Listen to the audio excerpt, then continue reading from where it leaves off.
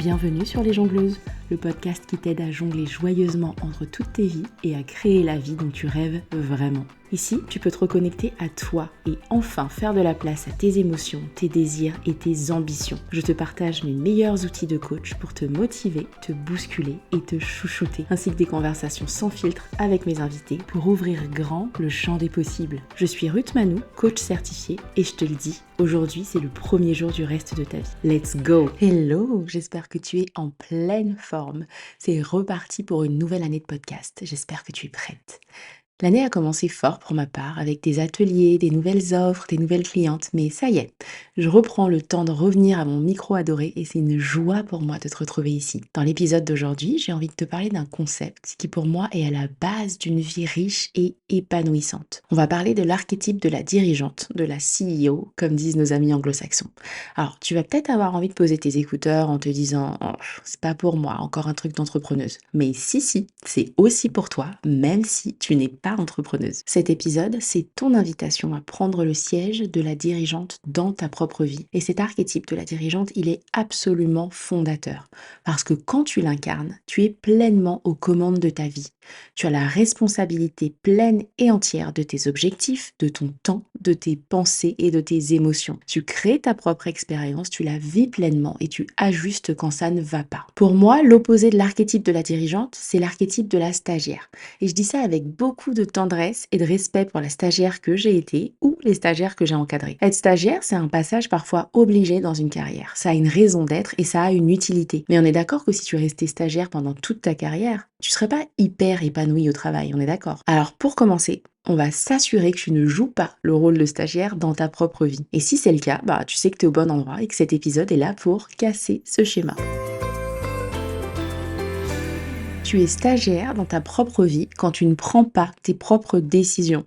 Et en même temps, pas besoin, parce que c'est ton manager qui les prend et qui te demande d'exécuter. Et dans la vraie vie, ça va se traduire par le fait que tu ne te fais pas confiance pour prendre tes décisions. Tu vas demander conseil à gauche, à droite, à des personnes qui ne partagent pas forcément tes valeurs ni tes objectifs de vie. D'ailleurs, tu as sûrement plein de boucles de décisions ouvertes, ça et là, qui t'occasionnent plein de fuites d'énergie. Quand est-ce que je commence le sport? Est-ce que c'est le bon moment pour changer de job? Pour faire un deuxième bébé? Qu'est-ce que je réponds à l'invitation de Machinette? Et vraiment, les boucles de décision ouvertes, il n'y a pas pire pour gaspiller ton énergie vitale. Dans la même veine, tu ne gères pas ton temps puisque c'est ton manager qui te propose de rentrer plus tôt ou qui te demande de rester plus tard. Dans la vraie vie, ça se traduit par le fait que tu n'es pas maîtresse de ton agenda. Alors attention, je ne parle pas des impératifs entre guillemets. Typiquement, le fait que tu travailles à plein temps ou que tu aies des enfants à déposer ou à récupérer ne te transforme pas en stagiaire de ta vie.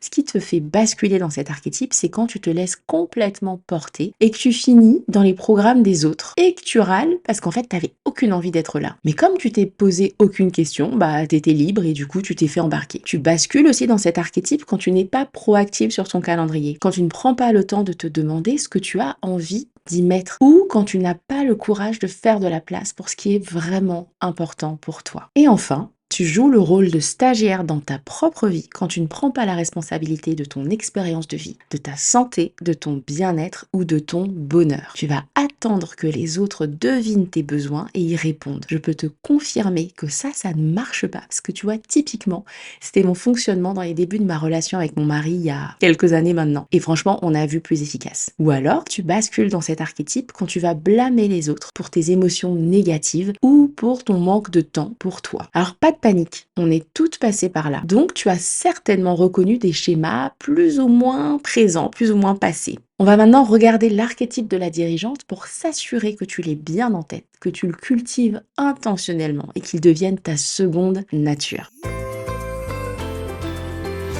Tu es pleinement dans ton archétype de la dirigeante quand tu agis comme la chef de l'entreprise qui emploie notre stagiaire de tout à l'heure. Ça veut dire quoi? Ça veut dire que c'est toi qui portes la vision. Tu es capable de dire où tu mènes ton navire pour les prochains jours ou les prochaines semaines, voire plus loin. Les entreprises font des plans à 1, 3, 5 ans. Je vois pas pourquoi nous on s'en priverait si ça a du sens pour nous. Alors tu le sais, c'est jamais des obligations ou des injonctions ici.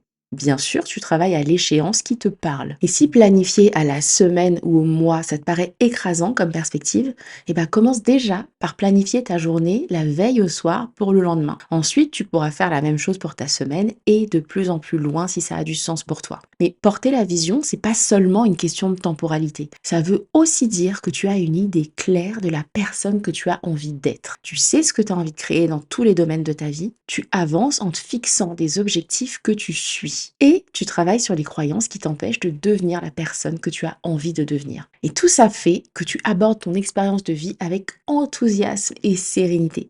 Parce qu'en fait, tu sais que tu as le pouvoir de créer ce que tu veux voir, même si ça prend du temps et même si ça demande du travail. Tu es la dirigeante de ta vie quand c'est toi qui arbitre et qui tranche. Aucune décision ne te résiste. Tu prends tes décisions rapidement, sans tergiverser pendant des mois. Tu ne laisses plus le temps prendre les décisions pour toi. Tu sais, ces fameuses fois où on laisse gentiment glisser les dates limites d'inscription en prétendant avoir oublié, alors qu'en fait on y a pensé absolument chaque jour. Quand tu es dans cet archétype et que tu demandes conseil autour de toi, c'est aux bonnes personnes pour toi et c'est pour avoir des informations qui vont éclairer tes choix, pas pour te décharger sur eux de la responsabilité de tes décisions. Et quand tu as ces mille et une voix discordantes qui se disputent dans ta tête à l'heure de prendre une décision, tu les fais toutes asseoir autour d'une table métaphorique pour les écouter toutes, sachant que c'est toi la décisionnaire finale. Ensuite, tu agis comme la dirigeante de ta vie quand tu alloues tes ressources en fonction des objectifs du moment. Alors oui, tu vas rater quelques dîners en famille, mais tu sais que c'est temporaire pendant que tu boucles ce dossier décisif au boulot. Et oui, tu vas aller un peu moins au sport ces 2 prochaines semaines, mais ta priorité du moment, c'est vraiment de te reposer et de soigner ta relation au sommeil. Alors oui, tu vas un peu moins voir tes amis le mois prochain, mais ton business est vraiment dans une phase décisive qui réclame plus de temps et d'énergie. Et tu sais que ça, ce sont tes ressources les plus précieuses. Tu ne les gaspilles plus, tu les alloues de façon délibérée, flexible et consciente. Une vraie dirigeante. Et comme une vraie dirigeante, tu choisis avec soin ton état-major. On n'a jamais vu de dirigeante ou de dirigeant d'une grosse boîte du CAC 40 être au four et au moulin. Ça n'existe pas. On les a jamais vus tenter, seuls, d'éteindre tous les feux de la boîte en même temps. Ils ont des adjoints, des assistants, des conseillers, des plumes, des coachs, du personnel à la maison, des chauffeurs. Bref, ils ne font pas tout seuls et ce serait de la folie furieuse. Pourquoi? Parce qu'ils savent que ce sont eux l'atout clé de leur entreprise. Et ils savent qu'ils sont d'autant plus efficaces qu'ils ne portent pas tout seuls.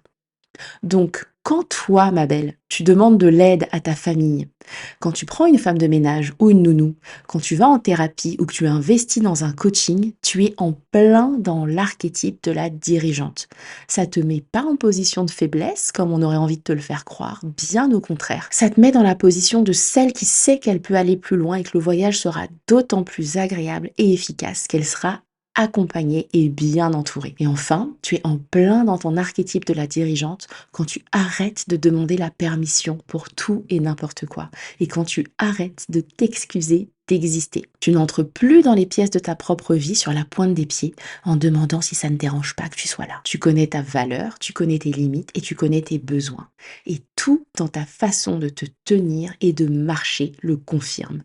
Tu es enfin la dirigeante de ta vie et ça se voit. Si cet épisode a fait écho en toi, que tu as reconnu des zones où tu joues encore le rôle de la stagiaire, ne reste pas sur ce constat. Prendre le siège de la dirigeante, ça commence par une décision. Celle de sauter le pas, par exemple, et de réserver cet appel découverte pour lequel tu hésites depuis quelque temps déjà. Je t'accompagne à faire le point sur là où tu en es aujourd'hui, là où tu veux aller, et on voit ensemble si on serait la bonne équipe pour t'y emmener. Tu trouveras ton lien de réservation dans la description de l'épisode. Et n'hésite pas à partager cet épisode avec cet ami qui vit sa vie de façon aussi intentionnelle que toi. Je te donne rendez-vous au prochain épisode, et d'ici là, prends soin de toi.